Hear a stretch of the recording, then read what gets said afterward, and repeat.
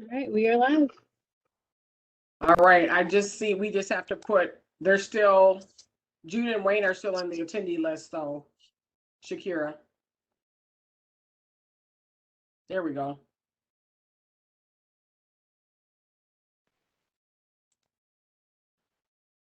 Awesome. Well, I am going to go ahead and call the meeting to order. So those that are joining us, welcome, welcome, good evening. We are officially calling the meeting to order for the Council for Minnesotans of African Heritage. If I can have the CMAH staff do roll call for us, that would be awesome. All right, I'll get it. Chair Hughes, Present. Vice Chair Joe, Present. Councilmember Dukes, Present. Councilmember Crawford, Present. Councilmember Nandi. Present. All right, that appears to be all the council members that are present. Did you get Councilmember Bonds? He's on. Oh, sorry, Quentin. Councilmember Bonds. No worries. Present. So thank you for that. And then if I can, if everybody had a chance to look at the meeting agenda, and we just need a motion to adopt the meeting agenda unless there needs to be an edit of some sort or addition.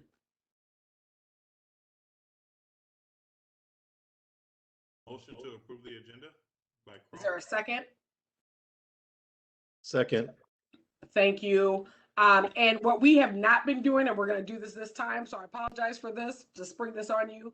But Shakira, if you can do a roll call vote and just vote a, nay, or abstention. Because we really should have been doing this because we are virtual. Okay. All right, Chair Hughes, Aye. Vice Chair Doe, Aye.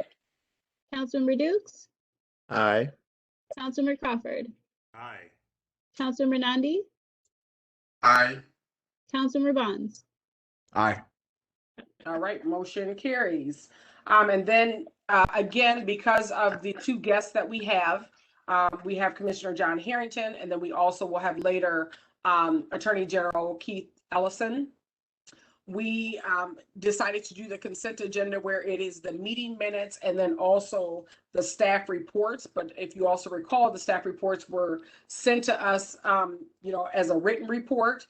Unless anybody wants either one of those items pulled from the consent agenda, I would just need a motion to approve the consent agenda items that we have.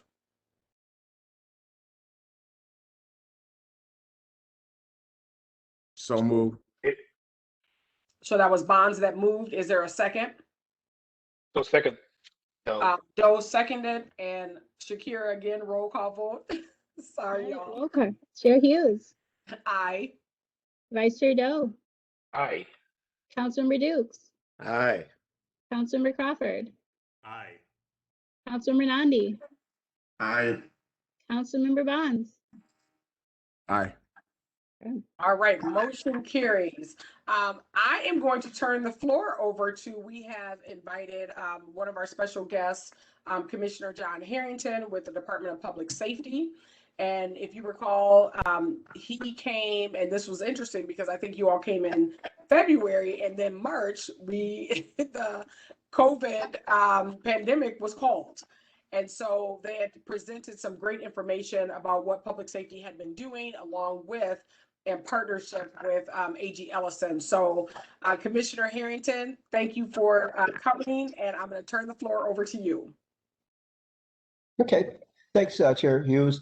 My staff said you wanted about 10 minutes of my talking and then keep the balance for question and answer. Is that still correct?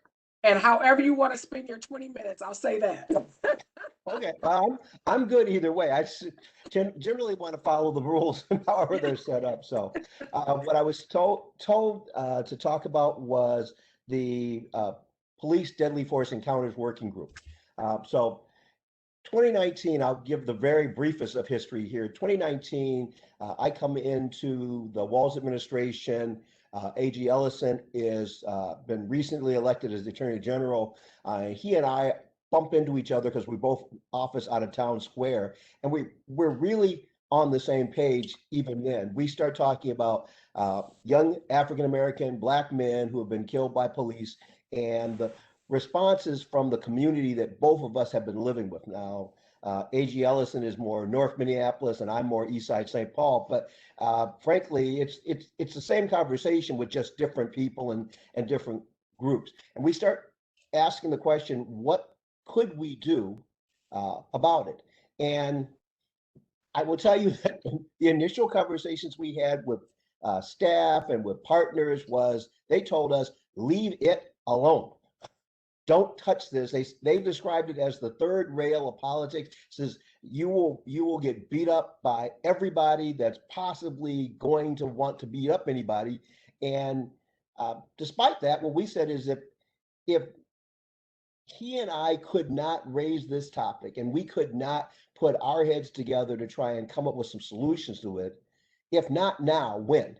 And if not us, who? So we disregarded a lot of very wise political advice, and we began to convene what we call the Deadly Force Working Group, Deadly Force Encounters Working Group. Now, first off, that got to be controversial because we called it the Deadly Force Working Group instead of the Officer Involved Shooting Working Group. And quite frankly, while we had no insight that that George Floyd would be murdered by being choked to death, it is exactly why we picked this name, was that we wanted to have something that would be broadly inclusive of all use of force that led to the death of individuals. We convened this group, and I want to tell you, it was a very deliberate process of picking who should be on the group. We brought in community folks like Ellison from he was at ACLU at that time. We brought in family members who had lost a loved one to deadly force. We brought in academics from St. Thomas and the U of M. We brought in philanthropy. We brought in cops. And that was controversial because, well, why did you bring the cops in? And what we said was very simply this: if we wanted to actually have a product that could actually be implemented, we needed to involve the professionals who were in the business at the front end, so that at the end of this, they weren't standing outside the tent throwing rocks at us saying, well, you never asked our opinion about whether this was practical or not. We brought in chiefs from small departments, like Sarah Rice, who runs the tribal police department, and we brought in chiefs from big departments. Rondo was part of that process. Over the course of the summer, we met, I think, 6 times, and then we met 4 times in taking testimony, and then we had a variety of listening sessions all over the state. All over the state's important because I think for many people, they are under the impression that deadly force happens in Minneapolis and St. Paul. And one of the early aha moments we had was that 60% of it happens in greater Minnesota. That still seems to be true, frankly, even today. We brought in experts from all over the country, and we asked Ron Davis, who was in a prior life, he was the leader in the Obama administration who ran the 21st Century Policing Initiative and all of those workshops, to be the facilitator to make sure we got the subject matter experts in that we needed to talk to. At the end of the meeting, we met in consultation and we came up with 28 recommendations that we would move forward on that we believed would reduce the likelihood of deadly force encounters between police and community. We said early on, as part of that conversation, that we did not want this to be another white paper or another monograph or another document that somebody was going to sit on a shelf, that we wanted this to be a living document that could, in fact, enlighten practice. And I'll be honest, we came back with the recommendations, we announced the recommendations, and there was not great excitement about the recommendations. That is just sort of a reality that we had was, and I think part of that was we came back and we told people some things they didn't want to hear. We told them that, in fact, there are things that we could do as a policy matter that would, in fact, reduce deadly force encounters. And I don't think everybody believed that could even be possible. And some of the things we came back and told them that we needed to do were expensive. And we asked the question, well, how much money do you want to spend to keep people alive? And how much money are you willing to spend on the back end when they die? Because we know that this proposition is a very expensive proposition, irregardless. After George Floyd died, there was heightened interest in the results of the working group. Initially, I will tell you that many of the legislators who were in conversation about police reform, their initial response to us was, well, we can't do anything about this right now because we haven't studied this and we haven't taken testimony. And the Attorney General and I raised our hands and says, well, we did that for you. We spent a year out here doing just that. And here's all of the tapes. We recorded everything so that everything was available. Here's all the documents. Here's all the testimony that we have. And this is the research basis of that. Having come to that conclusion, June, we had some initial initiatives proposed, and in July, the Minnesota Police Accountability Act was signed into law by the governor on July 23rd. It encompassed several of our recommendations, and it covered the ones that didn't cost a lot of money, quite frankly. So it modified the threshold for police use of deadly force. We went from a appearance of deadly force or the appearance of a threat to articulable fact. That is still being somewhat controversial right now, but that was the movement we took. The difference is I thought he might have a gun and therefore I took a shot, versus I saw he had a gun, it was pointing at me, and now I took the shot. That's a very different set of criteria for police officers to use, because it means that the guy that had his hand just in his pocket is less likely to get shot under the facts we have now than they were before, when simply they would say, we thought he had a gun, therefore we were taking an action. It established a separate independent investigative unit at the BCA. Talked a lot about where it should be, and there are a couple of options. One, we could set up an entirely new state agency for this. That was going to cost money. That was going to take time, and we didn't feel like we had either of those things. So the decision was made that we would carve out or create a new unit at BCA to do the investigations. That unit has been fully staffed and has been doing the investigations, and that has been, I think, thus far, we're producing cases from that unit on a regular basis. It required all law enforcement agencies to update written policies on their use of force. And these were, I think, some very important philosophical pieces.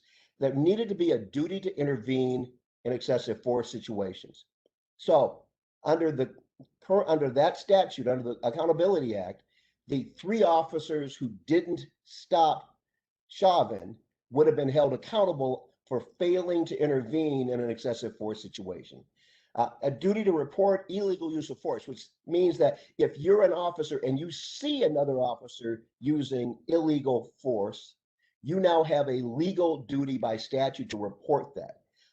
And a requirement, and we call this the sanctity of life requirement, which says that all officers must consider less lethal measures before they apply deadly force. And that was, once again, somewhat controversial, although it was interesting because one of the things we pointed out to law enforcement and to the sheriffs and others is that was a standard that was being operated and being used by a number of departments all over the country, and not small departments. Camden, New Jersey State Police, New Orleans Police, all had adopted a sanctity of life policy, and it had those departments have seen dramatic reductions in use of force. Required all law enforcement agencies to report incidents of use of force. We had to create a mandatory use of force reporting tracking system. It enhanced the post board and their authority to oversee law enforcement, and provided public safety peer counseling. And you think, well, how does that fit in? This is one of those places where the moms who had lost sons, mostly sons, to deadly force, and the chiefs of police said very clearly, healthy cops make better decisions and are likely to use deadly force in those situations. And a healthy cop, in our mind, meant cops who had maybe seen too much, had been in more shootings than they should have been, had been in more bad fights or more crashes, that we needed to make sure they were healthy before they went back on the street.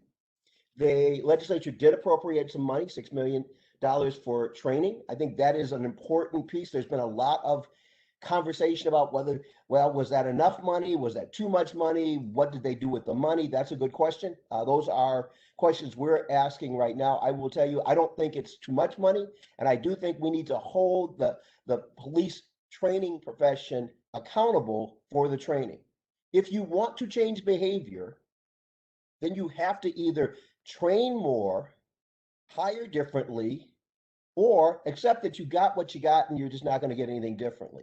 And so the conversation we're having is, how much training does it take to provide an officer that has high levels of de-escalation skills? And are we training enough on the front end and ongoing training to get officers to be able to recognize when they need to step back, step out, not move forward, call for verbal de-escalations, call for help, things along that lines. It funded the BCA Use of Force Unit, which is fully funded now and fully mobilized now. It appropriated some money for Community Relations Advisory Council, which is the post board, and did some money for the peace officer mental health training. That got us to what we thought was a good start. This year, we asked for the money part of this because we knew there were other parts of this that we want. One of the other topics that we really hammered on a lot was community policing and community healing. And we recognized that that wasn't going to just happen on its own. And so we asked in the governor's budget for $1.2 million. We asked for more than that, but that's what we ended up getting. $1.2 million, $400,000 for grants that would promote community healing following a traumatic event. One of the things we heard from some of the subject matter experts was, when you lose somebody from your community to deadly force, there's like, it rips a hole in that community, and you have to have a process for having that community have a vehicle for healing itself. And what we have now is that happens and the community just grieves, or it just, that hole just festers and it doesn't get better. $400,000 for a statewide critical incident stress management office, which was going to help us work through officers and firefighters that have been in really critical incidents, and then $400,000 for trauma and burial services for the individuals who were killed in a deadly force encounter. One of the odd pieces that we discovered was Minnesota has a crime victims reparation form or fund, but if the individual who was shot by the police or killed by the police was in the commission of a crime at the time that they had this encounter, they are not eligible for burial funds. Now, that's been a state law for forever, but it really did bring us up short, because the people that were asking for the money, it wasn't the guy or the gal that got killed, obviously, it was his mom, or it was his wife, or it was his kids. And we're like, they didn't commit a crime. So how can we address that? Those funds are still in budget. We're still in our budget request. A couple other things we did, some of which in between, and I'll go through a couple of more of those quickly here. One of the first things that we heard from the moms and from the family members was that once their loved one was killed, they felt like they were just, nobody told them anything. And we thought, well, that's really strange, because there should be a victim witness service person that normally does that. But what we recognize is that victim witness service person typically works with the victim of a crime. If you were attempting to assault an officer and he shot you, you weren't seen as a victim of a crime. So that apparatus you were cut off from. And once again, who gets cut off? It's the loved ones that are left behind. So we made a policy decision at DPS to simply, we needed that person now. That was one of my first lessons in how slow state government can be. So, I mean, I approved it. Like, this was like after the first meeting. So like last September or last August, I approved it. And about 8 months later, the position description, the audit of the position description, the budget for the position description, all of that stuff finally came through, and we hired just a wonderful young woman who has been working her butt off for me, B2, who works for the BCA as the victim family liaison. And so when we have a deadly force encounter or an officer involved shooting, she reaches out to the family so that when the family wants to know, when will the autopsy be? When will I be able to recover my loved one's body? When will I know about whether or not I'm going to be eligible for any reparations? She's there to answer those questions for all of these people. And as I said, unfortunately, it's still way too busy, but she's doing just an amazing job. The other one that we heard of, and this one we heard from Valerie Castillo, was she was concerned, and literally, if you see some of the testimony in our very first meeting, Valerie and Oscar Grant's mom were the first two testifiers that we had. Both of them talked about how they felt responsible for their children's death because they had taught their children how to respond to the police. And in Valerie's case, she talked about the fact that she had told her son to tell the police about his gun and about his permit to carry. And it was when he was reaching for his ID, that's at least what I've been told, that's what Valerie believes, that he got shot and killed. So she wanted us to put something in the driver's license manual so that if you're driving a car and you get stopped by the police and you have a gun, you should know how to respond to that. And not only should you know, but all the cops in Minnesota should also know that you're not going to reach for anything until the cop tells you to reach for something. And so we began that, and that is now in the driver's license manual. And then we added one new facet to that. And this is it's called the not reaching pouch. What it is it's a little pouch that attaches by a magnet to your air vent in the front of the car. You put your driver's license and you put your registration in the not reaching pouch. When the cop pulls you over, it's sitting on the vent right up by the dash. You then tell the cop when he asks you for your driver's license registration, it's in that pouch. The cop can see the pouch. He can see your hands. You ask him, do you want me to reach for that and give you the pouch? I don't have to reach in my glove box. I don't have to reach in my pocket. I don't have to look in my wallet. It's all in a place where the cop can see it. And we believe that this will, in fact, reduce the likelihood of that kind of a deadly force encounter happening. We bought, I think, 5,000 of them that we've been giving away at community events. A couple other things we recommended. We recommended body cams. I think body cams, I'll make this less of a we. I think body cams should be as ubiquitous for cops as bulletproof vests are. I think every cop in the state of Minnesota should wear a body cam. Not every department wants body cams. I get that. That's a choice that a Clio at this point can still make. But as the person who oversees law enforcement for the state, at least the BCA, State Patrol, and AGE, what we did is put into our budget that all state troopers should have body cams. All BCA agents should have body cams, and all AGE agents should have body cams. It's in this year's budget. I'm hopeful that we're going to get it passed in this year's budget. And then within months, we're ready to start implementing that right away. The last piece I'll talk about is one that I'm just particularly appreciative of Nicole Archibald, who really was my staff person who drove this show.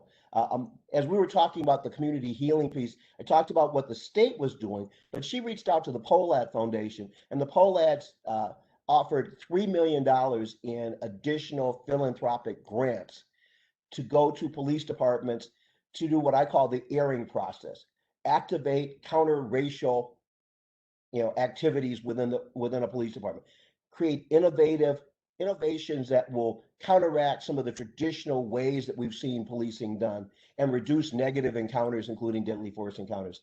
Our first department that probably is going to get these grants, and we had a lot of departments, lots of chiefs were very excited about this, but Brooklyn Center is one of those departments that we hope will get these grants to help them figure out how they're going to reimagine policing. We learned some really valuable lessons from this. A lot of them were community policing lessons that I've been applying for a long time, but involving the community at the front end of conversations saves lives. It is the right thing to do. It is the practical thing to do. And sometimes you just have to remind the cops that they need to do it. The difference between, I'd say, Operation Safety Net in May of 2020 and what we did this year was we met with the churches, we met with the clergy, we met with the community organizations. And because of that, there were 116 protests that happened during OSN this time. 111 of them were peaceful protests with no police involvement, no arrests, no gas usage. And the 5 that weren't as peaceful were the ones up in Brooklyn Center that we were not really originally responsible for, but we got called in to try and help after the first couple of days there. That sort of brings you up to where we are right now. We're still awaiting budgets and a lot of the next steps that we are hoping will go with the Deadly Force Working Group and counts. And then the reality is, our plan is to take a look at what we've done. Oh, I did have one more. I'm sorry, but I'm going to tell you one more that just came to mind because it's an area that's very controversial, and I think it's probably going to be one of the most important things we discovered.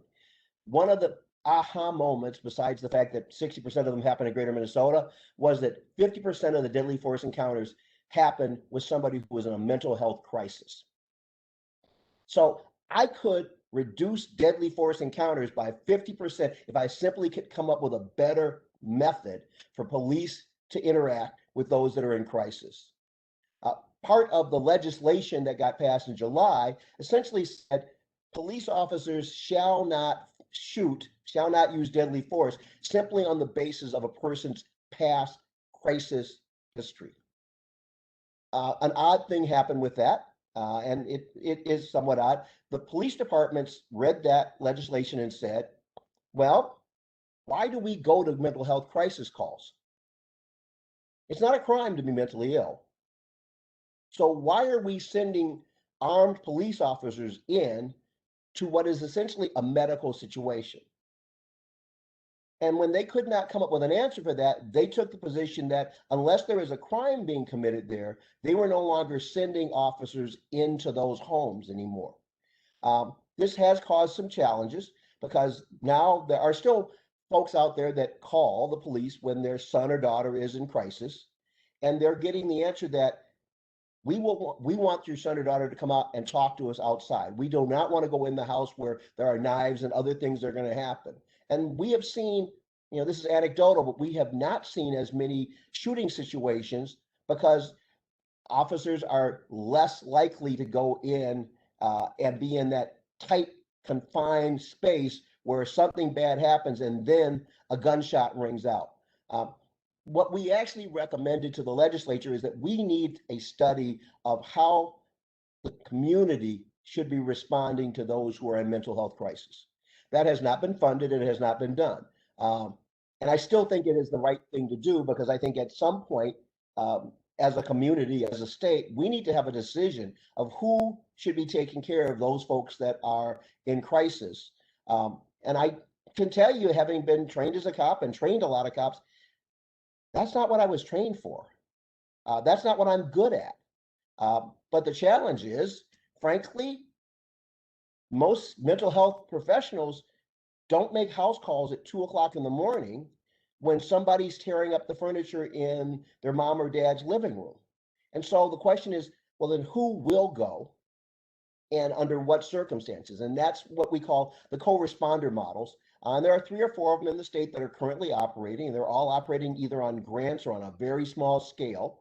And I think we're going to need to, as a community, make a decision to say, we need a lot more social workers, we need a lot more psych social workers, and we need them to be trained to come out and do this work, not in an office and not in a clinic, but to actually be street social workers or street psychologists. That's one of those works in progress that I think will have one of the most dramatic effects. If we can figure that out, potentially that could save half of the lives that we see lost to deadly force encounters every year. And on that, I will take any questions you have. Thank you, Commissioner. Any questions from the council members?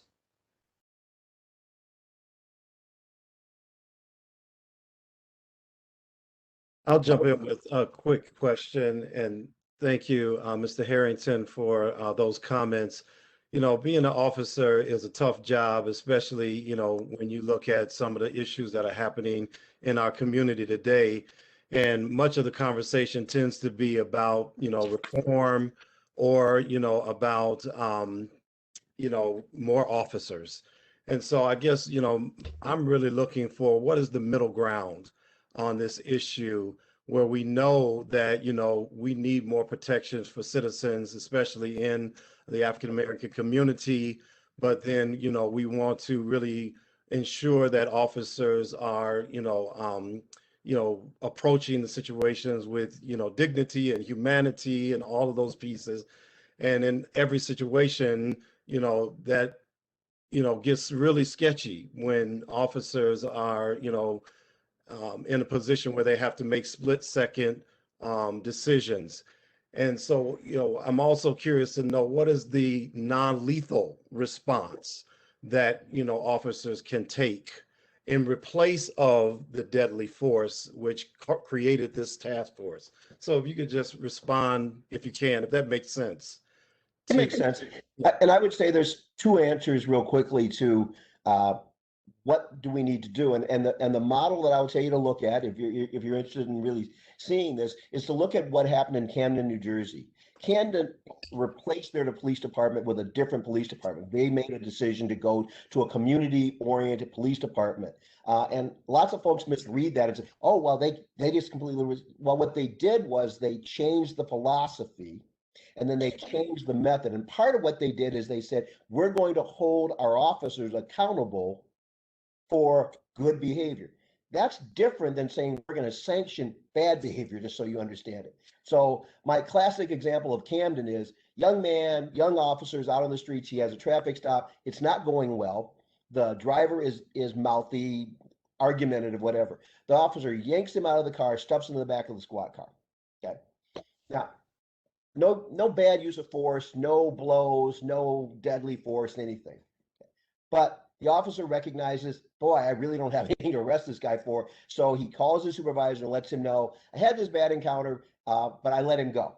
Supervisor says, thanks a lot. He reviews the video because Camden's officers are wearing body cams. They have an agreement with their department that any encounter, not just complaints, can be reviewed. The sergeant looks at it and says, you did not de-escalate this when you had an opportunity to de-escalate this. Now, the other piece of this that I think is important is the next day, before that officer gets to go back on the street, it has already been reviewed. It's not actionable as far as a disciplinary act, but what it is, it's a training moment. Camden has a 360-degree simulator where the sergeant has set up traffic stops for this young officer to go down, do the simulations. They can coach him through the de-escalation that they want to see. He gets his de-escalation training, and then after that, now he gets to go back on the streets. What we have right now is you would have had to wait for a complaint. If there's a body cam at all, if there's a body cam, they might have reviewed it. Then the supervisor would have decided whether it's disciplinary. It would have gone up through grievance, and in about a year, something might have happened.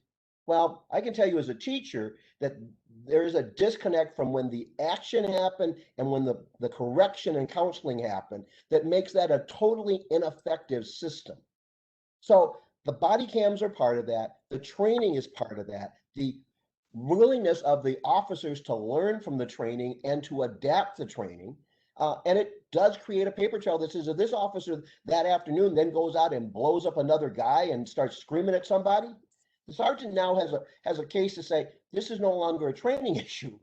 This is now a disciplinary issue, but they've caught it at the front end of this. And I think that's an important change. I do think we're going to have a conversation about what do we want out of our police departments, quite honestly. When I was running St. Paul, I made the case that we needed, I think I said to the mayor, probably 700 or 800 cops. That was a lot of money. I get it's a lot of money, okay? But what you got for that was you were going to have 150 cops that walk the beat in our communities, cops that knew everybody by name, and that were the old-fashioned beat cops that everyone seemed to say that was what they wanted. I still needed 350 to 400 cops to answer 911 calls. But I didn't want to give up the 911 calls. I couldn't give that up, but I didn't want to give up the community policing piece either. And then there were other groups that I needed. I needed juvenile officers who actually went out to the schools and went out to the rec centers and knew the kids. Because I knew when that worked, we had less complaints from the rec center. We had less violence at the rec centers. And I had kids that, frankly, when they saw the cops coming, they didn't run because, hey, that's the basketball coach from Central. And so there's no reason to run. He may well, have a conversation with you, and he probably knows your mama. And that conversation still needs to happen. But that's an entirely different situation than where it used to be, where that kid would have run, the cops would have chased him. At the end of the chase, there would have been a fight. And now that kid has a criminal record or a juvenile record that he really didn't need because he wasn't running for anything real anyway. So I do think we need to have a conversation about what we want out of the police department. And part of that will also be, I don't know that all of those people I just described need to necessarily be cops. Mhm.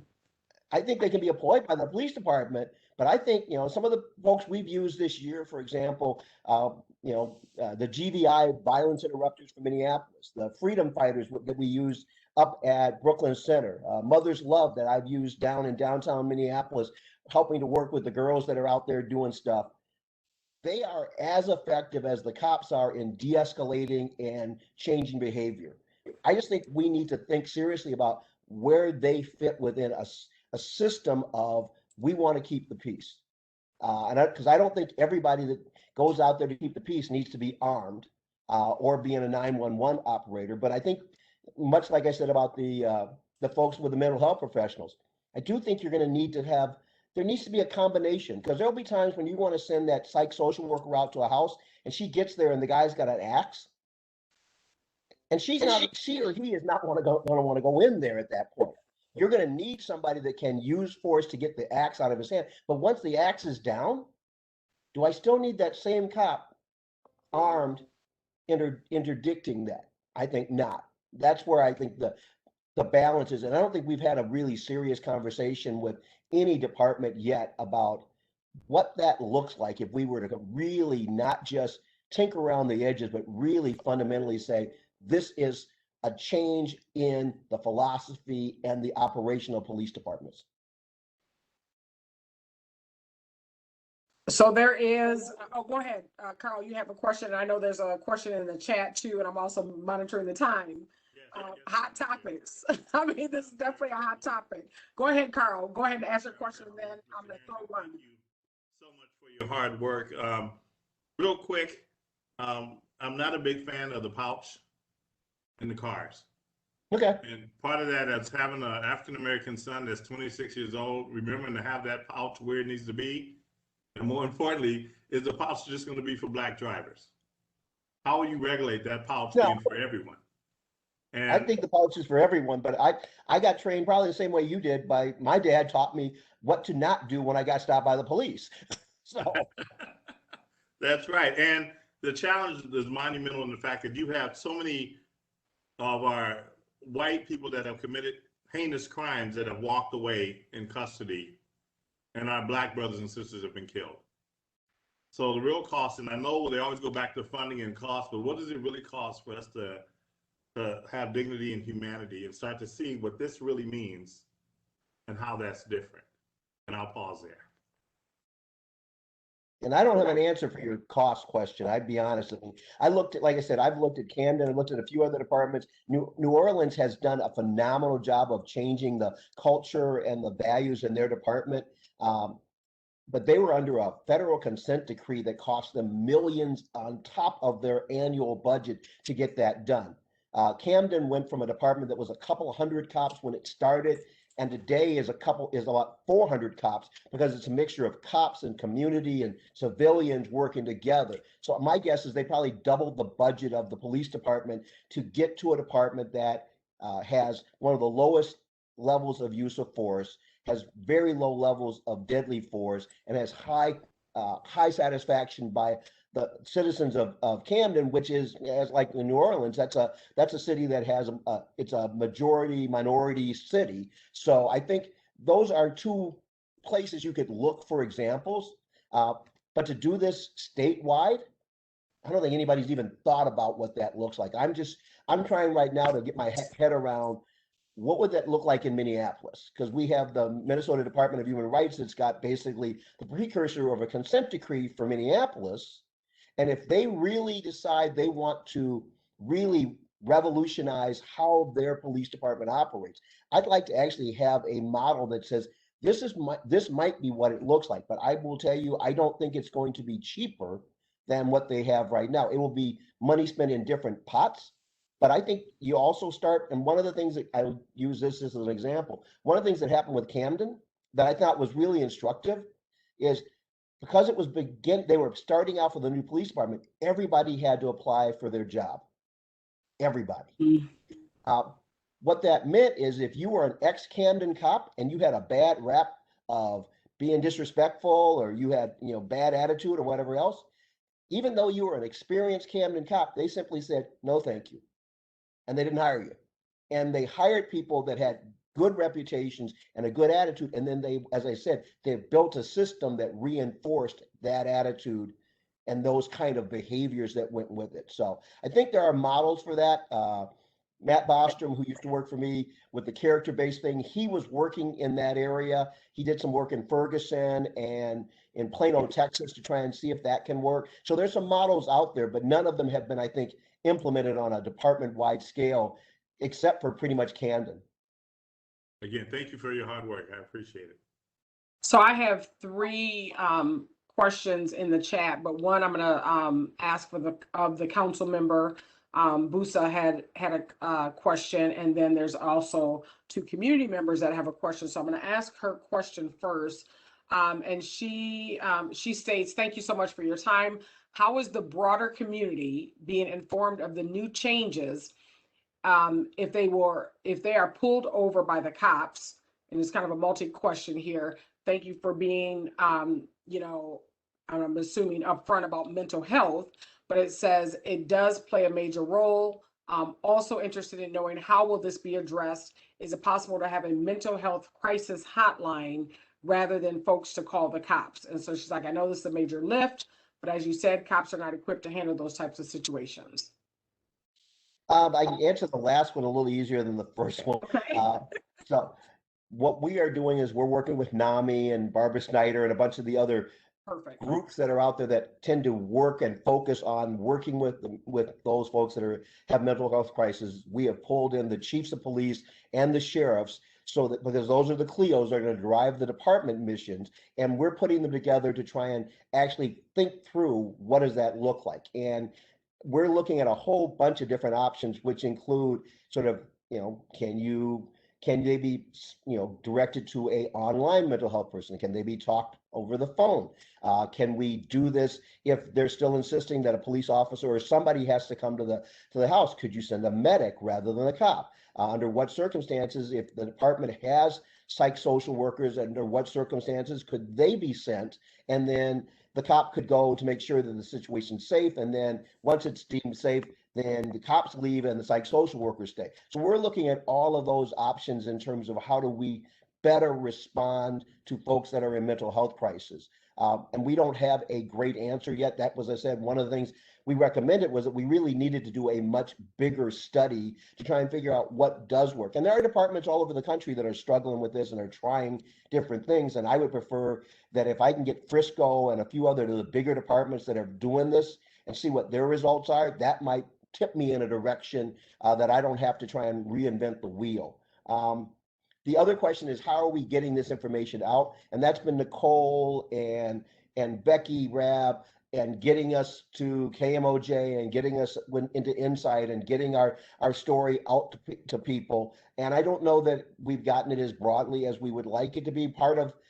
we got Cure 11 coverage. We're sending stuff out, but it's hard to tell, especially in greater Minnesota, whether we've had any penetration in those departments or not. I think there is, we've had lots of good conversations here in the Twin Cities, but even there are a lot of neighborhoods. Yeah. And some of this needs to be done kind of like you and I are doing it right now. You need to have somebody sitting down, answering questions, talking about the what ifs, and then finding out, well, this is still an issue and you didn't recognize it yet. That needs to continue to happen, and it hasn't happened yet because we're still trying to work through that first set of 28 recommendations.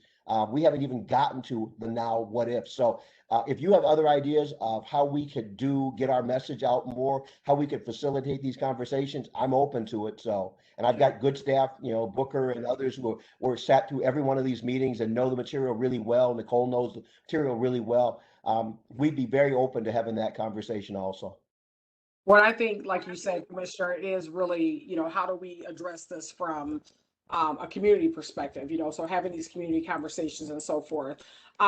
There are actually 3 more questions, but I'm looking at the time and we are over time, but I do want to ask these 2 quick questions because I think they warrant to be asked. One, and they kind of give context, but I'm gonna just jump to the question that they're asking.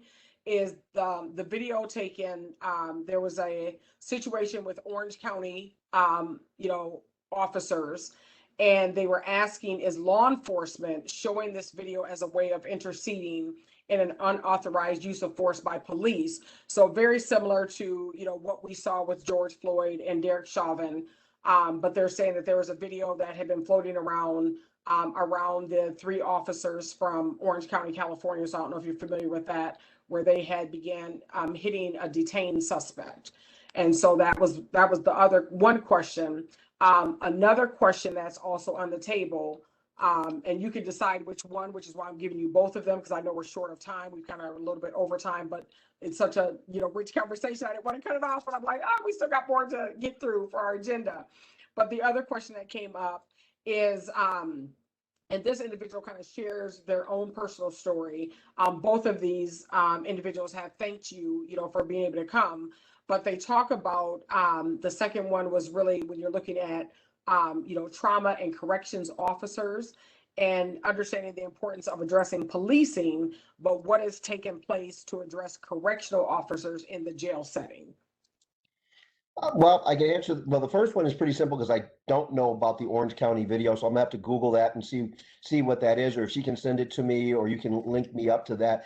I would be happy to. There is a lot of conversations in police ethics where we are using, whether it's body cam video or dash cam video or video as in the George Floyd, which was taken by a civilian, to enlighten and start the conversation about what would you do. I mean, that's the George video is a classic video that says, what should you do when your partner has obviously lost it, and and it needs to be more than you simply asking, should we have called the medics? That is part of the conversation. And so those videos provide a rich framework where it's not a what if, it's a this is what happened, now what would you do? And I think that's an important component. I don't really know much about COs as in the state corrections people. Okay. I do have more conversations with sheriffs who run the jails, and we are having this kind of conversation with them also. And it's a conversation that speaks to some of the same issues. Should COs that are working in a jail have body cams? Should they be trained to do de-escalation? How are they trained? And what accountability measures have we put into place around them? The DOC is doing a lot more. Paul Schnell is doing a lot more with assessing jails and looking for complaints. And they've in fact found some really horrible things that have happened in some of the jails, and they are taking action to hold the sheriffs and the county that had those things happen by taking away their license to run a jail. So that's out there, but I don't think it's nearly as well developed, in no small part because that has not been the focus of much of the community angst. More of the community angst has been around these very high visibility cases where a police officer has shot and killed or struck and killed an individual, an African-American individual, and that we've had to now watch that over and over again, and we need to fix that. So that's where we started out. But it's, as I said at the beginning, this was never meant to be a one and done. This was supposed to be the start of an ongoing search for how do we do it right. Well, Commissioner, thank you so much for coming back and just kind of sharing some of the things that you're doing. The other piece that I would just throw out there from the council's perspective is when you said, how do we, and it gets back to Councilmember Busa, how do we share this to the broader community? I think that's exactly where the council can help and assist with having, like you just said, these conversations and, setting up whether it's a community conversation that's specific to, policing and the broader community, whether it's the BIPOC or whether it's specific to what I would say African heritage. And then how do we de-escalate, with the violence and every other thing that's going on. We know that there's a lot going on in North Minneapolis, and so however the council can be of assistance and support and align the efforts that you are doing, as well as Commissioner Schnell, I feel like that's where the council can step in. Well, and you can always invite me back to continue this conversation, and I'm happy to do that. And I'd be delighted to start setting up some ongoing, how do we get the message out to the community? How do we have a conversation that's really an authentic conversation? That's not just us having a slide presentation, but really talking to people. And that's what I think worked with the Deadly Forest Encounters Working Group, was that we actually had real people with real problems and real families, and they were able to sit in front of Rondo and me and the Attorney General and tell their story, and know that their story is now part of how we decide what to do in the future. And I think that's an important difference than what we oftentimes do, which was we give them a presentation and then that's the end of it. I just don't think that works. No, so definitely thank you and appreciate you being able to spend a little bit of your evening with us. Not at all. Happy to do it. Say hello to the Attorney General for me. So Absolutely. Thank you for all the work you're All right. doing. You're welcome. Take care. Bye-bye. Bye-bye. So I'm going to jump back to, because I kind of scrolled my screen and bypassed the financials. I didn't do that on purpose. So if somebody from the staff can go over our financial report.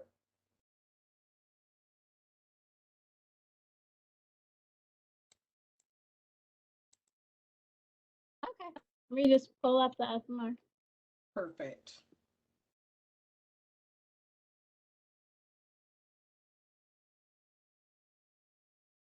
And after this, we will, there weren't any signups for the public comment, so we'll jump straight to elections after this.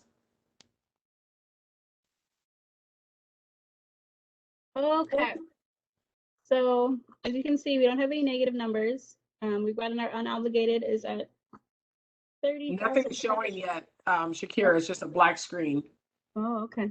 Let me try redoing it.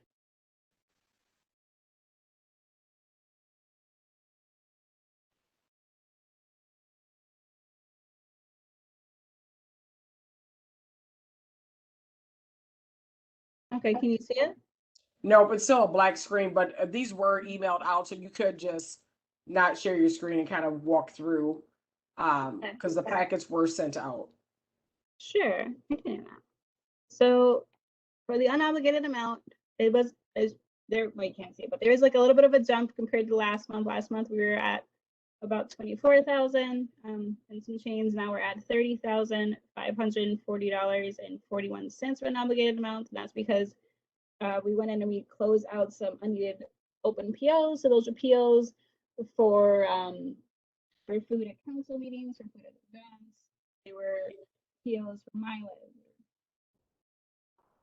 for like outreach related POs. So those are POs for like hotel costs, hotels, as well as rental cars for us to be able to do community events in Greater Minnesota. So all of those were closed out. We do have a few lingering POs there, so this will be a little bit higher when we actually end the fiscal on the 30th. But that is why there was a little bit of a jump. We don't have any negative numbers. Nothing has been over encumbered. The only contract that is not reflected on here is the one from Marcia Pitts, which is the lady who's going to be doing our media training. Otherwise, all of our other contracts have been encumbered. All of our other POs have been encumbered. So this is closer to what we'll see at the end of the fiscal, but we won't know exactly until everything is closed out. The fiscal year ends on June 30th, but everything has to be closed out around the middle of July. So we won't know final numbers for this fiscal year until mid-August. Does anybody have any questions? And the unfortunate thing for us is we really won't see it until probably our September meeting, because it's mid-August, and because we meet the second Tuesday of the month, the final won't even be ready by the time we meet, unless we ask for it to be pulled. But even then, they may not have reconciled everything. So just kind of keep that in mind. The other piece I'll add that that Shakira. I'm mixing your name with somebody else's. Shakira, sorry. That Shakira has not stated is we probably will end up with what do we say, Linda? Roughly like 10,000 or a little bit over 10,000 that will still be left. It will not necessarily be all the way down to zero. Part of that is, put it back in. We kind of said, let's keep about 10% to give back. As you all know, and I'm sure you've been watching that, with the budget that we have, we felt that, whatever we can contribute to the deficit, let's try and do that. That doesn't mean we're doing that full 30,000, but there'll probably be at least about 10,000 that will probably go back, or a little bit over 10,000 that will go back to general fund. Any questions about what Shakira had just talked about? All right. So I'm going to go back up to our agenda item here. So the fun part, now we have elections. So if you all recall, when we redid our bylaws, one of the things that we had agreed upon is doing, kind of staggering terms and opposite years of when we would vote on positions. Part of that is so that you don't have an entire new executive, council team transitioning all at once.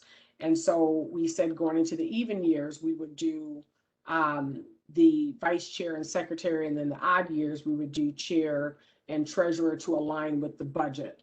And the fiscal year, and the biennium, I think, is the other piece that we kind of talked about as well. So I know we had asked if there were any nominations for those to be sent to Shakira. So were there any other nominations? The one nomination that was put forth was Wayne Doe again. And so I don't know if there were any other nominations for vice chair, or if anybody wants to throw their name in the hat.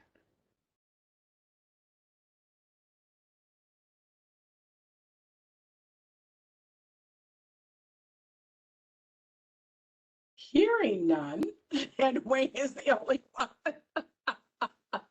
Wayne, are you accepting this nomination again for another term? I want to thank all of you. I mean, with the honor of serving, yes, I gladly accept to continue that. I think we can continue the progress that we're making. Thank you, thank you. So we still do have to vote, and so we have to do a roll call vote. Shakira, if you can do a roll call vote for Wayne Doe to remain on as vice chair. Well, isn't our voting a secret ballot? So, or voting now? Well, and we used to do that, but because we're online. Yeah, because we're online. The other option that we can do as well is no, you can't do it that way. The other option would be there are reaction buttons. So you could use it that way as well. Yeah, because that thing, right.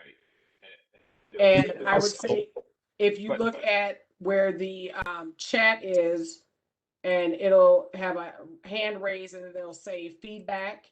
If you click that down arrow, you'll see where it says yes, no, too fast, too slow, applause, laughter. So if you are in favor, can you reply with the yes check mark?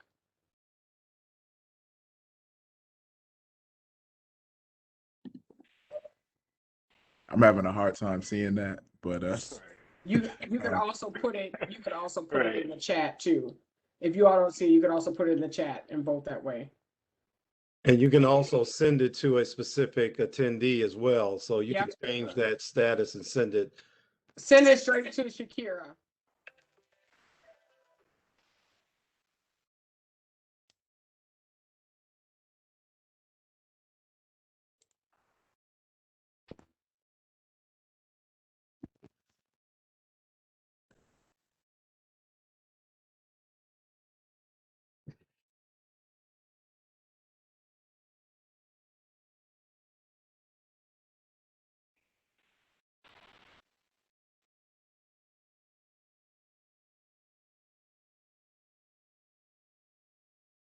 Okay, I believe I have everybody's vote. And it looks like Wayne will be our vice chair again. Woohoo! Congratulations, Wayne. Thank you. And so the next nomination that we have is secretary. So currently it is Tawana Mullins. Are there any nominations for secretary? And I believe, Shakira, you said you did not get any anybody to, you know, cast their nomination to you. Correct.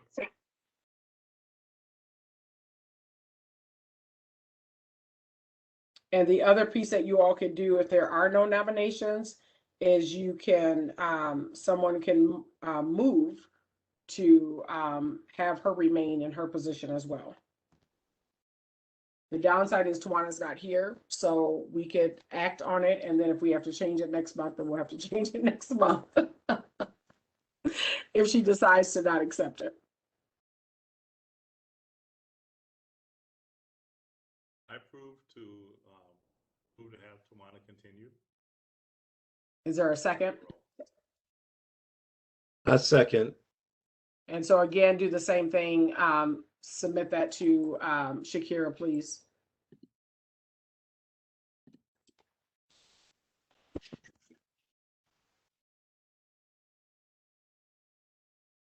Now I can get rid of my low action.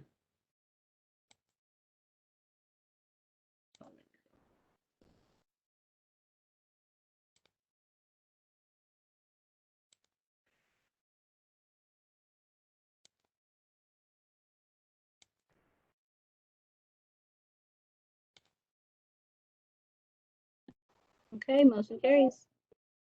All right. We will have our vice chair and secretary remain in position. Thank you all for that. I'll be so glad when we come face to face, so we won't have to worry about doing this. So for our unfinished business, because I know we're a little bit over, well, actually we're a lot over our time, but we are going to, let me just kind of put this out there. We are going to reschedule our media training. I believe Attorney General Ellison is he coming at 7:40 or was he 7:30? Shakira, Linda, you all remember?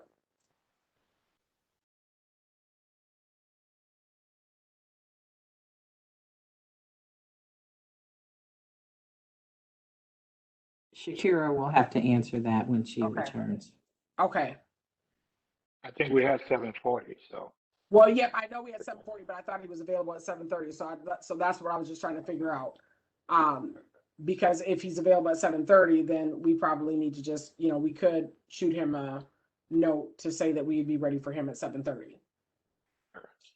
So let's go through our unfinished business. So a couple things. So commissioner and community organization presentations.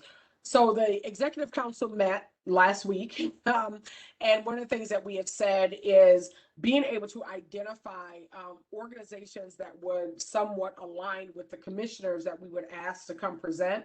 So great example, there's a lot of community activity around trying to bridge this gap between law enforcement and community. And so if we decide, and I know we had talked about potentially having Commissioner Schnell, who is the, you know, commissioner of the Department of Corrections, come back, then we probably would want to identify community organizations that would align so that we can have a presentation where you have a commissioner and you also have a community organization. So if there are organizations that you all are either a part of or that you have been working with, whether it's your own organization or within the community that you serve, and you feel like that they would be great, you know, organization to come and allow for the council to hear what it is that they're doing, and then how we potentially can support them.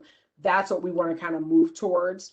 I know we've identified, and I know I'm going to forget, but we did identify a couple people for these next, you know, I think 2 months that we could potentially invite, but I want to throw that back out there to you all, because one of the things that we constantly hear is we don't have everybody represented. And what I mean by that is, you know, legislatively, we changed to African heritage. So you're talking African American, West African, and East African.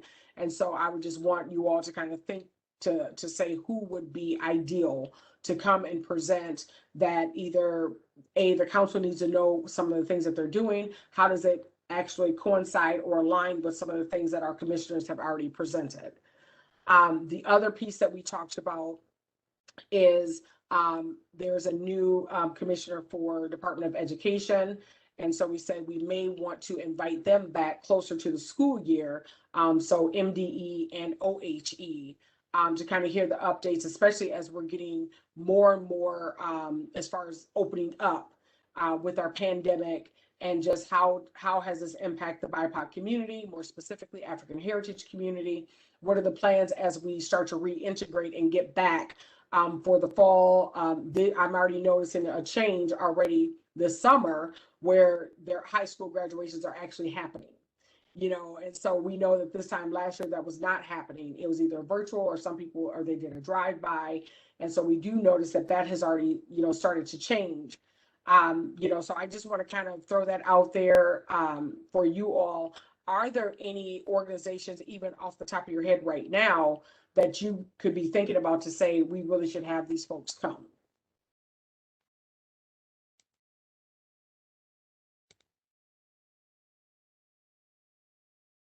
I'm involved with some. Am I echoing? Not anymore. I'm involved with some work that is really just launching to address the disproportionality of African American children in the child protection system. And the effort is called Family Refuge Village. But would love to invite the council members to come, or a couple of them, to really talk about the work that we are trying to launch in North Minneapolis in particular. So I don't know what the process would be, but certainly I think that would be a good group to hear from.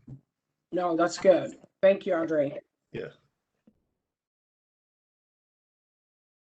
Others? This is Nadi. Thank you, Madam Chair. Minnesota African Coalition will be working with different organizations to bring to focus the need for cities, councils, and counties to focus on BIPOC community, and especially Black-owned businesses with the ARP money, the American Rescue Plan money that has come to the state. So the state has $1.2 billion, and I think the rest has been distributed to cities, counties, and others. So the total that came to the state this year is $2.6 billion. That's a huge amount of money, especially with the impact of COVID in our community. So we are inviting them to ensure that our community is prioritized when it comes to additional the money, and also should be part of the decision-making process, because in most cases, this money will be distributed without reaching out to our community, and sometimes barriers that prevent our people from participating in such funding. So I will share the letter with Shakira, and it's just collection of different organizations that put their voice together and make sure that wherever we are in any city, that we really step up to be part of this ARP decision-making process. It's huge money, and I think that can make a lot of difference for the impact of COVID we all suffered in our community. No, thank you for that. Oh, you're welcome. Carl, I'm just thinking about, where you are, if there's any, organizations, because we always, from a geographical perspective, talk a lot about the Twin City Metro, but we really need to be talking about, kind of the greater Minnesota as well. Absolutely, Madam Chair. We have, of course, the Clayton Jackson McGee organization. It's coming up on our 100th year remembrance. We didn't have a celebration because of COVID, but we are having one soon. The other is the Family Freedom School, which is based on the old family freedoms of the South, where we're teaching and reaching not just kids, but families, educating families, the impact of racism. Then, of course, the biggest challenge that's been near and dear is dealing with how our states and governments and policies are trying to stop our organizations from reaching and teaching and talking about race and the impacts of race, we need to be aware of that. Because there's a movement right now, they're framing the critical race theory, which they're trying to use a different mindset to stop us from talking about the impacts of racism in our lives. I'll pause there. Thank you, Madam Chair. No, thank you. That's good. Anyone else before we kind of move on to the rest of the unfinished business agenda items? Well, I have, this is Joe.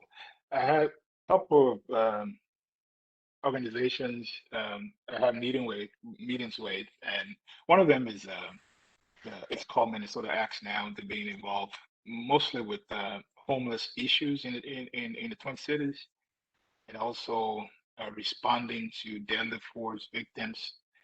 And they are very interested, and I encourage the director to come and share with the council actually what they're doing and see how that aligns with the kind of work that we're doing. So that will be an organization that I'll put that forward to Shakira to get that schedule as well. And then also the director of the Organization of Liberians in Minnesota, second largest group here, African immigrant group, also what they're doing, and just understanding the role of the council, sharing what they're doing with the council as well, to see how any of the issues that they're facing can be aligned to the work that we're doing and how we can help. So those two organizations. Thanks, Wayne.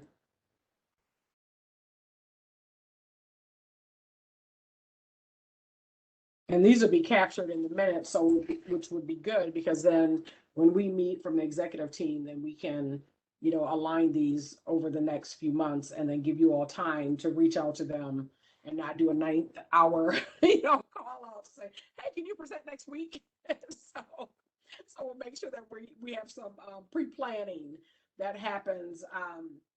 And I think it also makes sense of who else we're inviting to make sure that there is. So I'm thinking about like the Freedom School that was mentioned, you know, and some of these other, you know, policies and how do we align that with if we have, you know, OHE and MDE come back, and then some of the others, you know, as well. I know one of the areas that we have not had, and it was mentioned at the executive councils, we haven't had anybody come from disability services, and we also have not had anybody come from Veterans Affairs. And so I think that those would be two good ones, you know, for us to, you know, reach out to and hear, because again, there are African heritage folks that serve and could fall into either one of those categories as far as, you know, the disabilities area and Veteran Affairs. And so I think, you know, the more that we can support those other, you know, agencies and then align it with, you know, some of the things that we're doing as well. So these next two kind of go hand in hand, you know, council profile, council interviews. So Shakira had sent something out.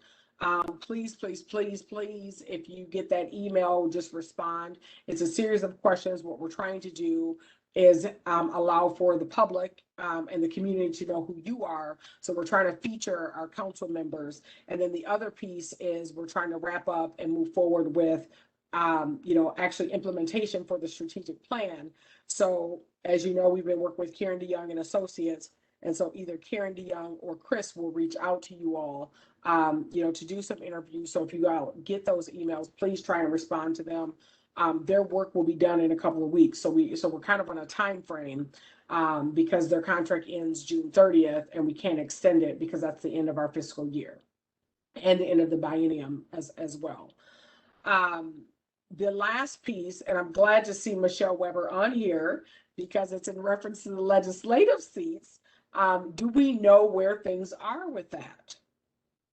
Hi, everyone. I, for some reason, cannot turn my video back on, so I apologize.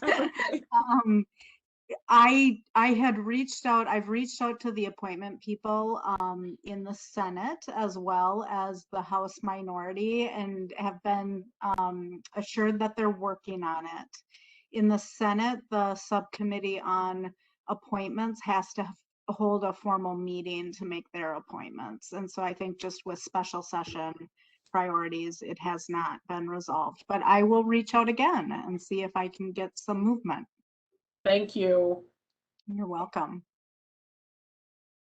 And then the other piece that we were going to mention, in addition to the community presentations, are once we kind of have identified with Minnesota opening back up, we had kind of talked about how do we get further engaged, you know, from a council to community and showing up at different events. I know in Linda's report, she had talked about how the council is also part of this 21 day piece that is happening for North Minneapolis. But I think we just also need to think about other aspects and other activities that they have that we could also get involved with. This is not on the agenda, but I'm going to take liberty of asking our Urban Scholars intern who has joined us if she could please introduce herself, and if the camera is available, that would be great. And sorry, Femi. You are muted. There we go. Yes, hear me? There we go. Thank you for Yeah, the so warm we are welcome. Urban Scholars. You know, one of our Urban Scholars is with the council. So if you could introduce yourself and maybe just kind of share a little bit about, you know, your background and what you're excited about as far as working with our council. Thank you for the warm welcome. My name is Femi Akindamila. Like my mom says, I'm a Naija boy through and through. I was born in Ondo State, Nigeria. Came to America when I was really little, and I'm really enjoying the opportunity to work with the council to help my community and to help people look like me, to help further change, and to create a state and a country where the color of your skin doesn't matter. Thank you again for the warm welcome.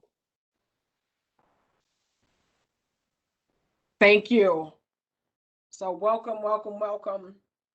Shakira, did we get a hold of AG Ellison to find out if he was going to be able to join before 7:40? He has not gotten back to me about whether he can join early. I know he does have a commitment until 7:30. So Okay. I don't know if he'll be able to come on early. So because we have actually we have quite a few, I was gonna say quite a few minutes, but we have almost like 19 minutes before he joins. Although, yes, we talked about it and it was sent out, but I didn't know, staff, if you all wanted to just kind of, if there's anything from your report that you wanted to elevate until AG Ellison comes. Hi, I would like to reiterate the request for newspapers and for radio stations in specific communities. We are doing an ad that's scheduled to be aired by June 30th, and we want to make sure that we are capturing stations and newspapers in all of the communities, or as many as we can afford. So if you can get that information to us as soon as possible, that would be great. Theo, is there anything that you want to elevate?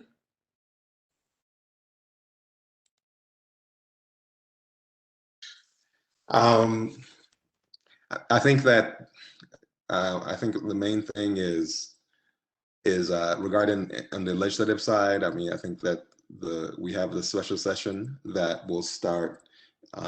That's planned to start in June 14th, and we're tracking various legislative priorities in that area. I'll have an update next month regarding work that we're doing for the debrief, the legislative debrief, reviewing what occurred with the regular session and the special session. So we're hoping that it's very vital, obviously, that we pass the state budget and that we're able to move forward with things after this special session, that the state comes together and we're able to pass a budget. I mean, I think that's the main thing.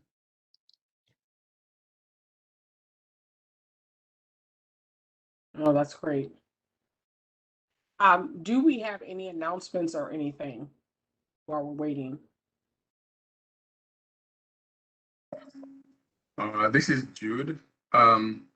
Some leaders in our community had a meeting today with the Speaker Hotman, and so I told her that our council, we work a lot with the community when it comes to policy and bills. We support different bills and policy change, and it would be nice to reinforce the connection with her as we push for different agendas.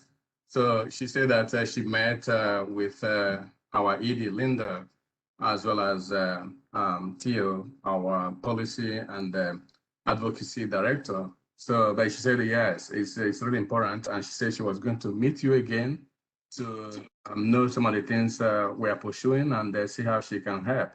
So I know she's very busy, but it would be nice for you to remind her again, because I know one of the greatest things we do is pushing for bills and policy change from our community. So thank you for that. Thanks, Jude. Madam Chair, one thing that I did miss in my last update there is, and I don't know if Linda mentioned this previously, but during the summer, I mean, one of the things that we want to do more is have more engagement with the council members on policy issues and policy areas. And so one of the things that Linda and I have been talking about is work groups. And so I'm sorry if I missed if she did update you guys on that, but be on the lookout for some communique from myself and Femi and the rest of our team on that, to meet with you guys individually on those work groups, policy work groups. Theo, can you just kind of share a little about, like, what do you think that would look like?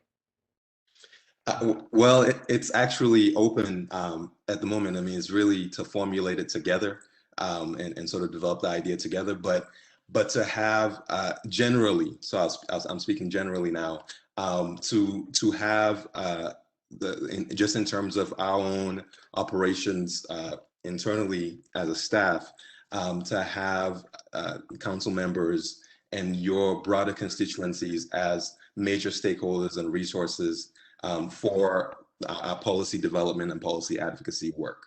So to have some sharing specifically around areas that will be of interest to each council member individually, in specific areas and where we are able to find ways that we share information together. We share some of the tracking, and we also are able to then motivate action on specific policy items, moving forward in the long term for next session. Nice. Okay. Yeah. I'd also like to add to that, Madam Chair, if I may. Mm-hmm. So one of the thoughts is we would have a ready database of people who we can engage around specific issues. Every time we are addressing an issue, we'd love to be able to have the board, the council, as well as external people testify, write statement letters, and just become fully engaged. So we want to get those people kind of in the pipeline early on. And then as Theo has said, then we also have a ready database of people who are out in the field, who are out in the community, who know what's going on. And when we combine that with the knowledge that you have and what we're learning, then I think that it can be a powerful advocacy tool. So that's why we're heading in that direction. No, thank you. I like that. And do you foresee this as, because I'm assuming you'd want to gather folks, so would we still do it from a virtual, platform, or has there been any plans of potentially doing like small groups widely? We haven't quite gotten that far, but at some point we should come together, because that's where really the bonding occurs. Because we want to bring in people who are going to support us and also who will be able to speak out in the community as advocates for the work we're doing, and then also for the council. I think we're moving in that direction where I believe the community is beginning to understand the value that we're bringing and the value that they can bring to the table. But I think that by developing those groups, I think that that'll be another step further in that direction where community will see us as partners. And when there's an issue, they immediately will think, let me connect with the council. Okay. And then we'll have some ready-made solutions, but for sure, we should be connecting with them in person as well. And council member Busa had posted in the chat, so would this be based on interest or expertise? Probably a combination of both. It'll be, and we're just getting started with the planning of this, but it'll be kind of based on our legislative agenda. And then people who have expertise in the area, people who are just interested in the area, can belong to these groups. But to your earlier point, we will probably have subsets of these groups so that the people who actually have the expertise, we might tap into them as we really try to formulate strategy and approach. And maybe people who are interested, they might be more on the peripheral. We'll be connecting with them and we'll be engaging with them in terms of what it is that they can do and how they can help. But there are some key leaders in the cities and in the state who are familiar with what's going on with various issues. And so we want to tap into those people specifically. No, perfect. Thank you.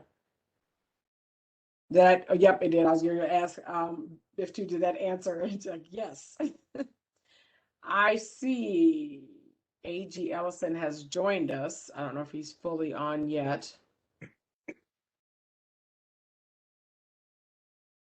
So I don't see the. I think there's someone named Keith, which I'm assuming is him. Yay! I saw the face. This thing is confusing. It says stop my video. Don't stop. Okay, good.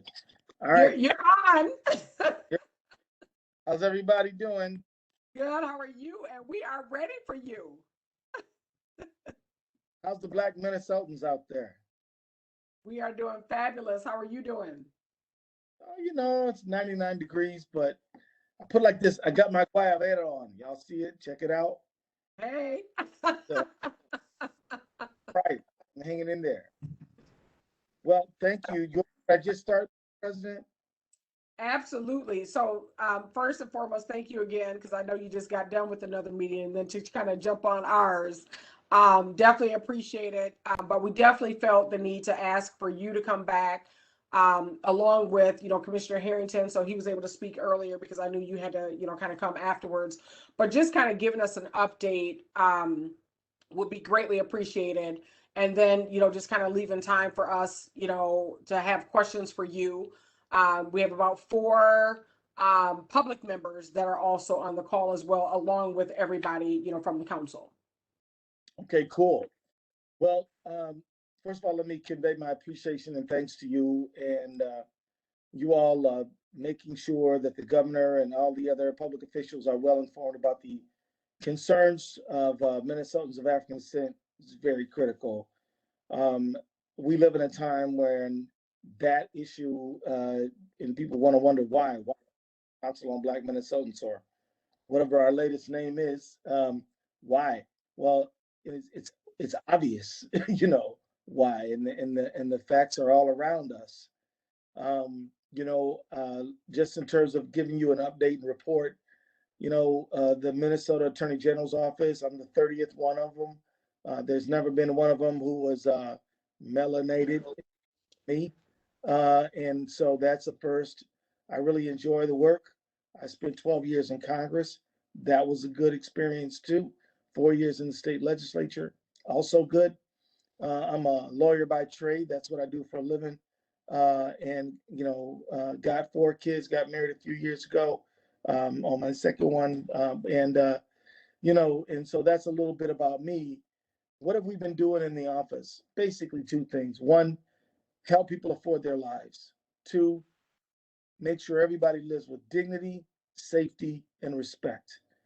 In the area of helping people afford their lives, our goal continues to be to fight economic predation. That's really what we do. So we're suing Juul, the vapors, because they're false advertising. We've sued Comcast and CenturyLink because they were charging people for stuff that they weren't given. We're suing ExxonMobil because they lied about the effects of their product on the health and welfare of the people of our state.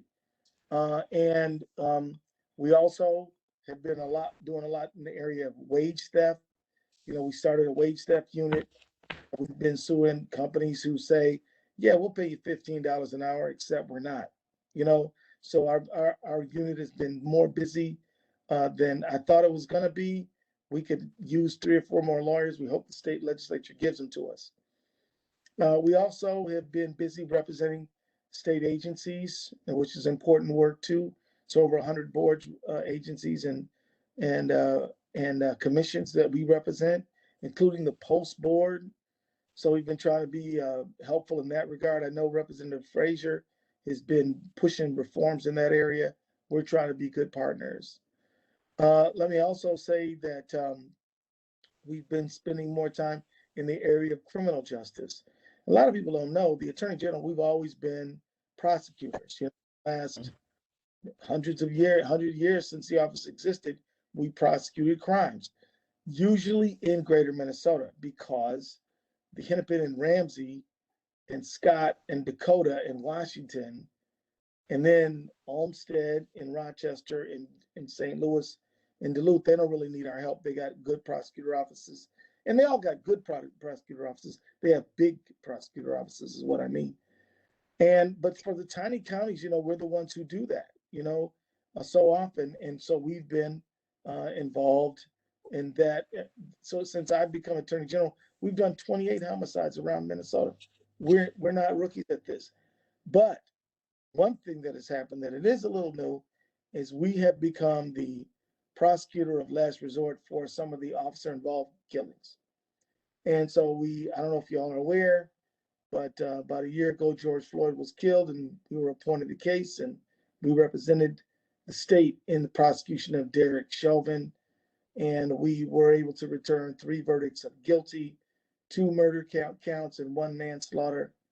And we're very, very pleased with the outcome.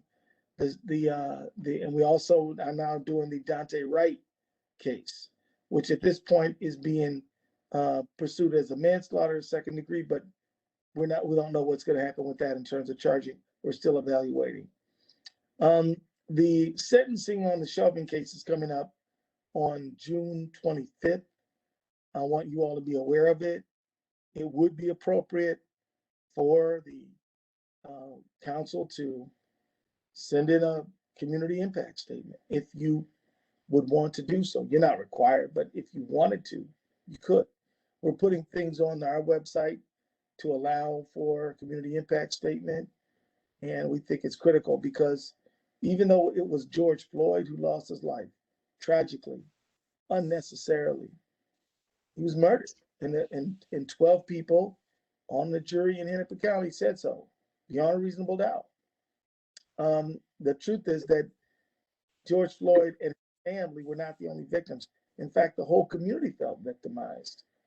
You know, there were protests in Stuttgart, Germany, Nairobi, Kenya, Medellin, Colombia, London, England, all over the world.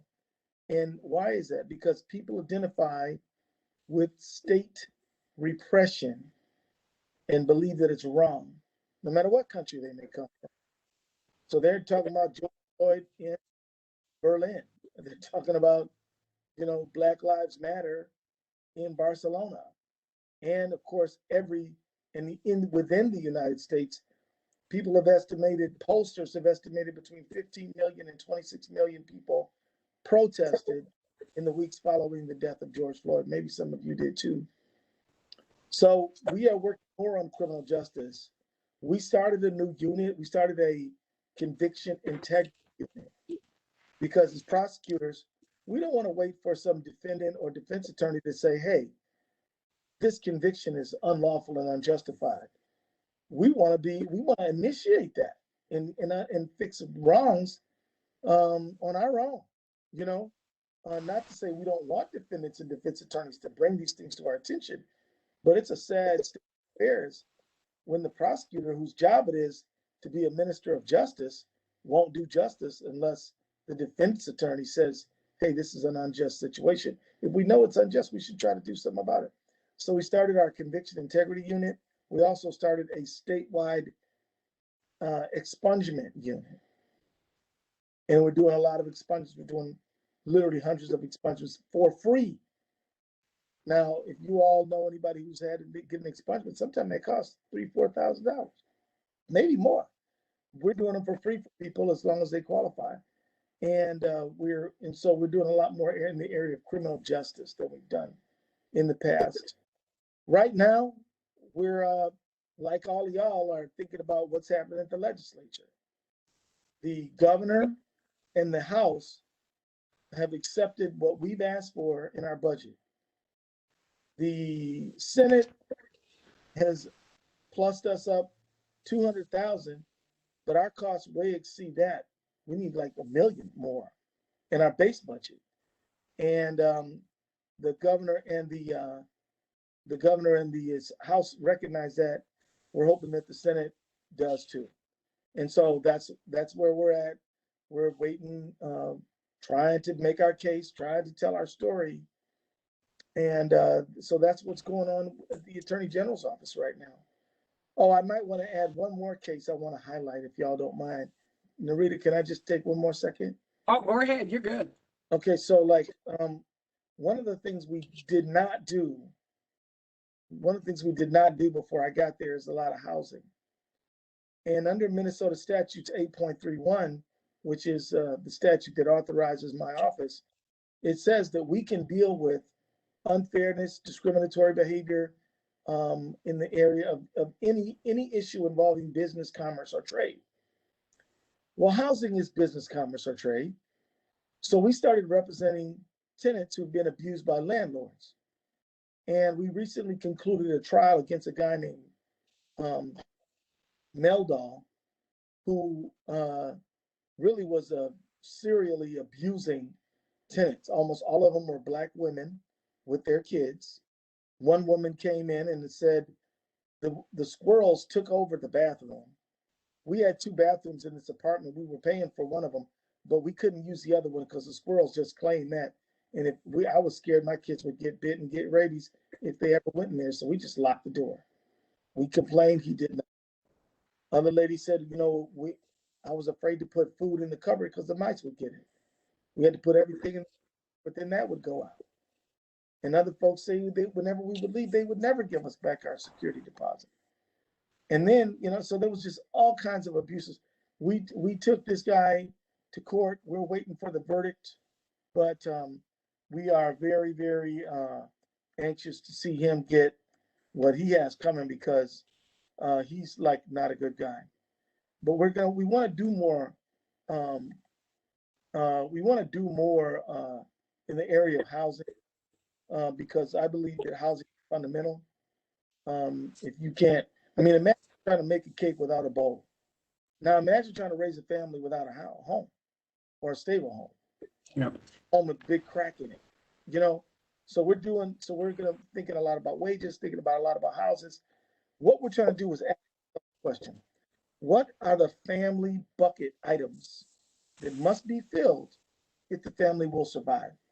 Got to have housing, got to have utilities, got to have education, got to reduce debt, got to be treated fairly as a consumer, got to have health care, and got to have a good pay. So we're working on those things, and we're trying to think about that. Whenever I say helping people afford their lives, that is what I mean. And I had a Black person, you'll be shocked to hear this, who was sort of saying, why don't you work on more just only Black issues? I said, you don't think wage stuff? Who do you think I'm representing? Yeah. Who do you think I'm going to court with? Who do you think I'm going to court with the housing stuff? Over here, we're getting after this company called Northern Metals. Whose neighborhood do you think they're polluting? It's in North Minneapolis. So much racism blows through the economy If you're the victim of housing discrimination because you're race, that's an economic problem. You ain't got nowhere to live now. Yep. If you're less than your fair wages, because who do you think this is happening to? Bottom line is, that's what we're up to. That's what we're doing. And I'll stop right there and stand for questions. And again, thank you for the invitation. Absolutely. Questions for AG Ellison? Femi, go ahead. Let me throw one in quickly. Thank you, AG Ellison, for coming on. Really appreciate the fact that you can find the time to come back. My question is, of course, you talked about what are the areas, the family bucket items you talked about. And that raised the issue for me around a concern, which is predatory lending. Has the office been dealing with that, working in anything that has to do with predatory lending? Can you help us understand? Yes. Yeah. So we have, and for those of everybody probably has a sense of what's predatory lending. I'll give you let me just put a finer point on what I mean by that. Predatory lending could be in mortgage. It could be in short-term loans with like a payday lender. It could be in a car loan. There's a lot of ways for a predatory loan to come into your life. And what they are loans that have terms that are simply unfair, onerous, and oppressive, and deceptive. And so, like, for example, you can't even get a payday loan unless you have a job. But the car, you go borrow $400 or something. They'll take out an interest in your check. That's how you get it. And then they're going to charge you a lot of fees plus interest. And then you may not have enough money but then next month comes and you got bills. Your bills ain't stopped. But now you got to pay this payday lender back plus a bunch of more money. And you don't have all of it. So they say, not a problem. Not a problem. We'll give you another loan and wrap it into the one you've already paid. So next time you do that 6 months in a row, and now you borrowed $200 and you paying $2,000. So that's a predatory loan. We are going after these people. We've got a number of cases we're looking at with them, and we've fought them. We've taken them to court, and that's what we do. We're going to keep doing it. But it's also medical debt. It's credit card. It's a lot of things. It's student loans. There's this company called Globe. Minnesota College of Business, Globe. They actually opened up sort of a bank where they loan students money. They were not even licensed to loan money. Well, we shut them and drove them into bankruptcy. And I do it again because they're cheaters and they're not fair. And we dealt with Argosy, and it's great now that we have a administration in Washington who wants to help. And it's great that I was in Congress for 12 years because I know the people that call, and I know Joe Biden, and I know his administration and people who he's hired to work for them. And they've been good, and they've been really super helpful. So thank you for asking about that, Wayne. If you got a specific question, please contact my office, 651-296-3353. And one thing I will say, Madam Chair, is Madam Chair or President, or which one? Chair. Madam Chair, one thing I will say is that I think we're underutilized in Black communities. A lot of people, victims of payday lenders, victims of wage theft, victims of all kinds of scams. And a lot of the communities of color are not aware that we can help. We answered 85,000 calls last year. I bet you we could do 100,000 if all the people who needed help called us.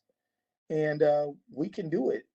But we need to have folks call us and let us, and say, hey, we might not be able to help, but if we can't, we'll put you in touch with the people who can.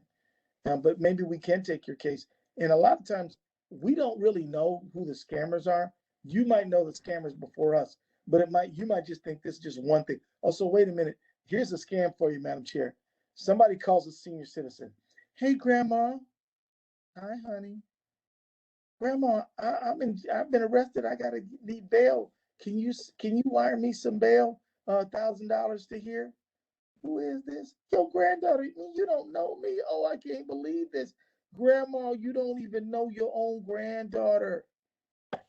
Wow. All a lie. It's all a scam. And they just play on older people like that, and it's terrible. But not just older people, all kinds of people. Yep. So, I mean, Social Security scams, we get after them. They're in three categories. The scam, and scum. They're different. Scam is just criminal behavior, like what I was saying before with the fake grandma scheme. Scam, a company whose business model is a scam, like a payday lender. They're legal, but if their business model is scammy, they can't do what they do and stay in business and still and if they were required to run an honest business, they'd shut down. And then there's skim.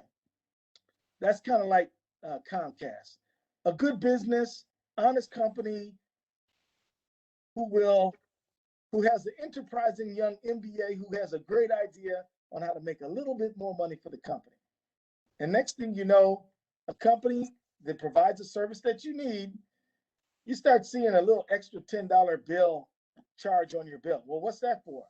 It's Tuesday fee. You don't get it's Tuesday fee. Sorry, no Tuesday fee. The That's fee crazy. has got to be related to some benefit the consumer's getting. So skim, which is the legitimate business that do stuff they kind of shouldn't do. And if I get up in their face, they'll kind of say, okay, sorry. And then the scammers, payday lenders is a good example. And then the scum, trying to cheat grandma out of her money. So that we deal with all three of those all the time. I did also forget to mention we were extremely busy during the pandemic. A lot of our pandemic work has slowed down, but during the eviction moratorium, we had to take some people to court who were saying, well, yeah, there's eviction moratorium, but what about, but all the utilities are in my name and I'm not paying them. So you ain't gonna have no water, you're not gonna have no gas. I'm like, that's illegal, we're going to court. And so we had those. And then, a lot of these companies that didn't want to comply with the restrictions, I didn't want to take them to court. I swear I didn't. But when 99.9% of everybody else is doing the right thing, protecting their customers, protecting their workers, and you're like, screw we don't believe in COVID, and it's all like a government conspiracy. And then you're making money open while your competitors are closed. Yeah, well, no, we're going to come after you for that. And we don't want to. We try to talk these people through it. Mostly the ones who didn't want to listen, they got sued. And I'm not sorry. Oh, that's good. Femi, you had a question? So I just want to say, first off, thank you so much for all the work you and your office have been doing on behalf of us. Thank you, sir. Here's my question. A lot of my friends this past summer, the protests, have had different encounters with police officers. And now a lot of us are really worried about having a record, entering the workforce, going to college. So I wonder if you can mention more about the expungement program you mentioned earlier. Yeah, well, what is just go online, it's just ag.state, .mn.us, and look for the expungement program, and we'll see what we can do to help you. If what you got is like some kind of arrest for a protesting, we could probably help you with that. And so, honestly, I'm gonna tell you, man, I'm glad that I got arrested protesting when I was a young kid. I got arrested protesting when I was an old kid. When I was in Congress, I got arrested a few times, protested immigration and some other things. These things probably won't interfere with what you're trying to do, but they might. And in that case, call us up. We'll try to help you with the expungement. And Femi, if you want to, the AG's office could do an expungement fair with the Council on Minnesotans for African Descent. We could do it together. If you want to, let me know. I'll be happy to get with you guys. We could team up. That'd be great. Thank No, you. I like that idea. I definitely like that. Any other questions for, go ahead, Carl. Real briefly, AG Ellison, Carl Crawford, Duluth, Minnesota. Thank you for your work with the George Floyd case, and more importantly, for the work of the postpartum of Max Mason. Yeah, that was the community. That was huge, and I appreciate it. And the last thing I'll leave is I'm concerned about our educational system and what has happened after the pandemic. And are we going to be sending our kids out ill-equipped to be employed as we move forward? Because 2020 is not a do-over for those kids who are in high school. And if they're not making the grade, that's going to be a life of poverty unless we can change that. Thank you. I'll pause there. Well, you know what, hey, Carl, is keep on raising that issue. Kids lost it. It's just not. It's very difficult to teach a class online. I actually teach at University of Minnesota Law School. I have a class there, and it's just tougher for somebody who's already young and trying to develop their attention span and stuff. And so I would say that this is a critical issue we really have to drill into. And I think we're going to learn a lot about where kids are at.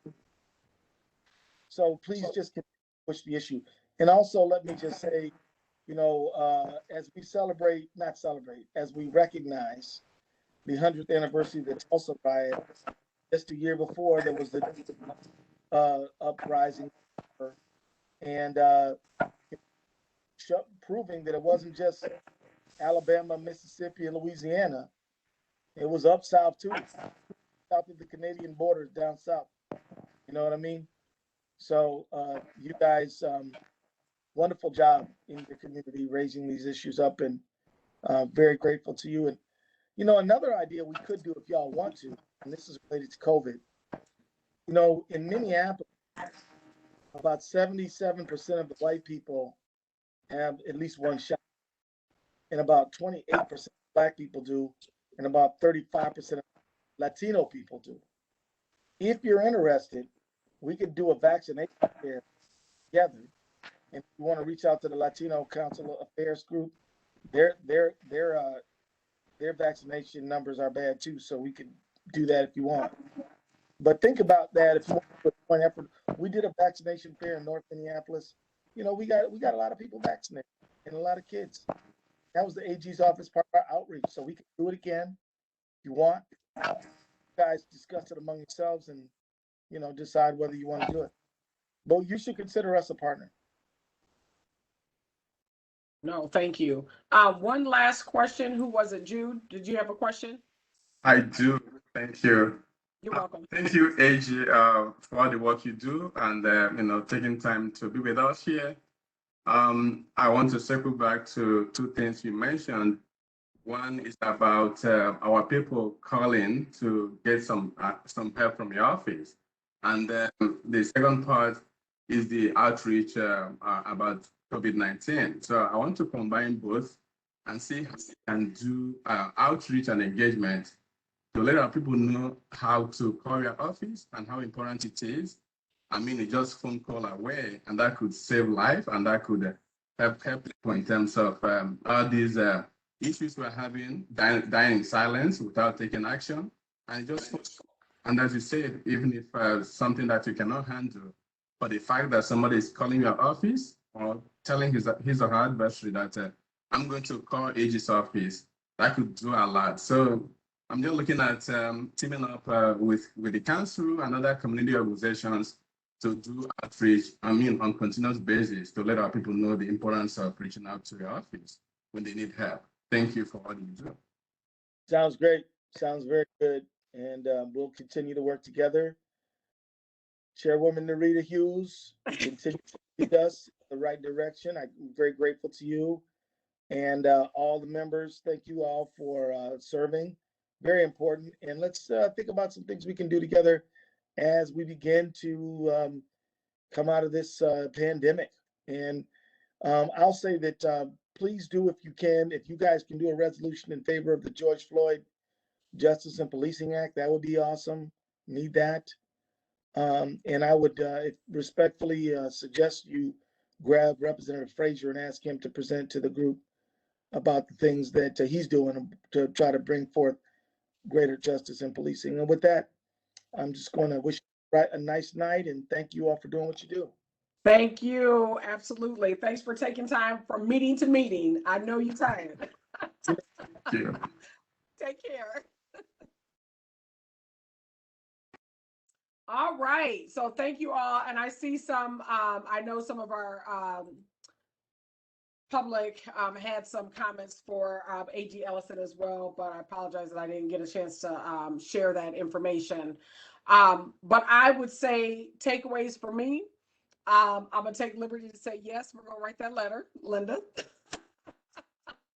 And then the other thing. I already have it written down, Madam Chair. So we don't need to take a vote.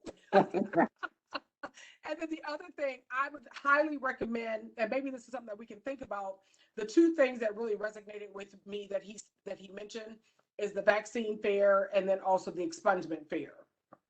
And see, I'm wild enough to say, let's do it all together. Let's do it in one shot. Go to this room for this, go to this room, for that. And it can happen. I've seen it done before. So I would just say, let's maybe have kind of further dialogue. And this is where I think if we can get at least 2, 3 at the max, because we don't want to go past 3, then we're considered a quorum. But if 3 folks want to volunteer to say, how could we do this? And they want to be a part of trying to plan something like this, I'm going to say, reach out to Shakira and let her know. I'm interested in helping with the vaccine fair, and be specific. Don't say I'm interested. Well, interested in which one? Is it the expungement or is it the vaccine? Because we do want to kind of do this. I would love to say in tandem with, but I mean, reality is no, we're not going to be able to do it all in one shoot. But if we can have it at least close to a week apart or a month apart, I think that would be awesome, especially, now that we're getting more into, kids are going to be out of school. I think officially, is it next week or this week? I don't know. My kids are grown. So I think this week is the last week of school, I believe. And so thinking of as we go into, July and August before Labor Day, it would be great for us to be able to try to do something like this. And with that, if there's nothing else, I just need a motion to adjourn. But before you get that motion, right, it's 10 o'clock. No, I'm just playing. No, I mean, I totally agree with what you just said. And the fact that the AG kind of laid it out as an opportunity for us, I think for all of us to be on the same page, because we don't meet again until another month, and the executive council will meet as well. But I think, if there's no disagreement, we should just put it to a vote that we agree to do X, Y, Z. To work with the office to do these things, and that way it commits all of us to be on the same page for that. If no argument, I just put that as a motion. Right. So I so move that we take some action on the offer by the AG's office to create the opportunity to have these various fairs. Is there a second? Seconded. All right, and we're just gonna say all in favor? Aye. Aye. Aye. All right, we are gonna move forward. Now, can we have a motion to adjourn? So moved. Madam Chair, Carl Crawford. All right, is there a second? I second. All right, we are officially adjourned. Thank you all so much. Thank you. All right. Thank No you. roll call, Shakira, right? Good night.